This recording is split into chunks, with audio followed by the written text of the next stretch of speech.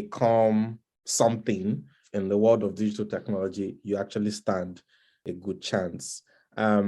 So I started out the journey by, just reading through the requirements, and honestly, it takes a good amount of time just trying to understand what they mean by certain things and, what kind of documentation do you have to share, because nobody's going to talk to you to interview you, right? They're not going to ask you questions.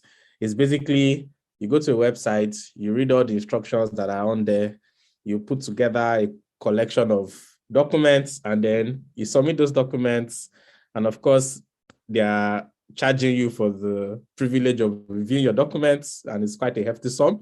So you send the documents across, and then you pray that the person that reviews your documents sort of like agrees that you are a global talent, right? So it's quite a very interesting process, because if you don't have anybody to put you through or to explain things to you, you can actually miss it. And that's why platforms like this are actually very important, so that, you can ask questions and you can gain some clarity as to, what specific sorts of things, are they looking out for.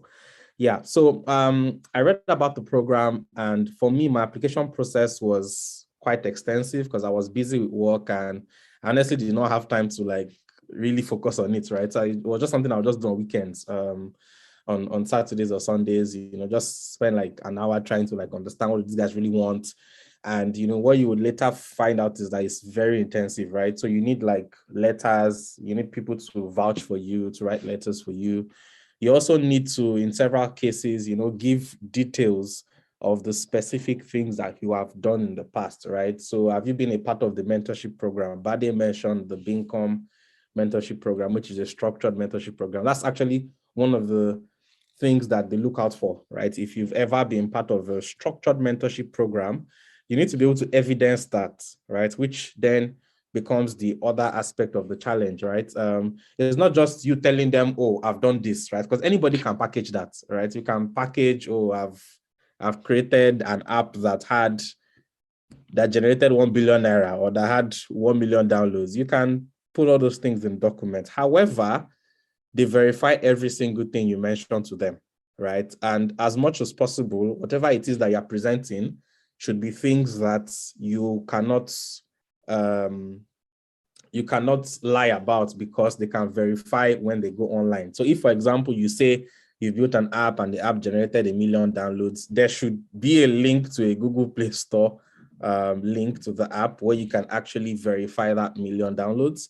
And that's one of the tricks I learned during that process. It's not necessarily about what you tell them. It's really about what information can they find about you online. And I think that's an area where a lot of people who would ordinarily qualify for these sort of programs are being held back, right? Because, for example, you Google your name, what kind of information do you say about you? Have you been in any like speaking engagements? Have you had any opportunities to share your knowledge and speak? If you don't fall within that bucket of being visible online or having like a decent online presence, you would struggle. For me, I was a bit on the lucky side, because over the years, I'm a bit passionate about attending sessions like this, where I just share my knowledge. I talk to people about product management, which is like my career path. I mentor people